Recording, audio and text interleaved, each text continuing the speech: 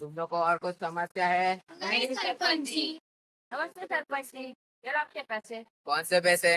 जो गवर्नमेंट आपको हर महीने देती है। ओ, सरपंच जी ये पैसों का इस्तेमाल अच्छे के लिए करना। चिंता मत करो, चिंता मत करो, ये पैसे मैं अच्छे के लिए यूज करूंगा। सरपंच जी, हमें आपके ऊपर विश्वास है। नमस्ते सर, हमारे गांव का कुछ काम हुआ नहीं है।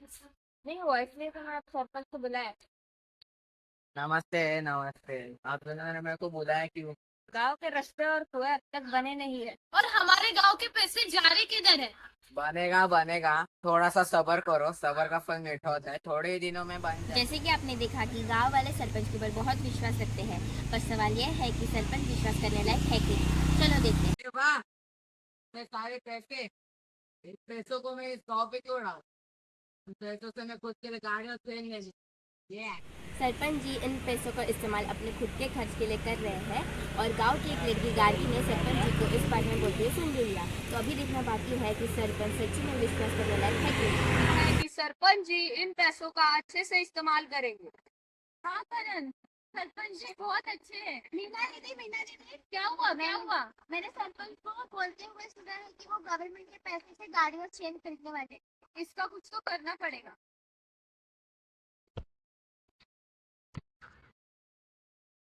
क्या गाड़ी है क्यों यार?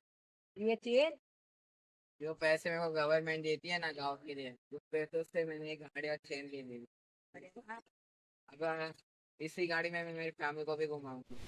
राजू, मीना दीदी और गार्गी पुलिस स्टेशन जाते हैं और जाके इंस्पेक्टर को कंप्लेन कर देते हैं। आप कौन? इंस्पेक्टर शर्मा, आप पीछे क्या कर रहे हो? जो पैसा आपको पसंद था ना, उस पर क्यों इस तरह को जेल जाना पड़ेगा? क्या आपको क्या होगा कि मेरे को पैसे पसंद है? और सबूत है ना? चलो अभी चिंता कर।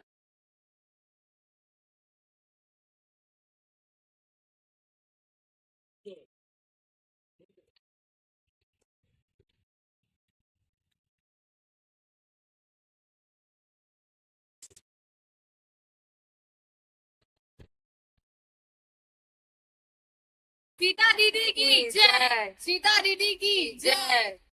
धन्यवाद। मैं पहले सरपंच जैसे काम नहीं करूंगी, मैं अपने गांव का विकास करूंगी। यानी sarpanch right to equality article 14 के नियमों का पालन नहीं कर रहे थे।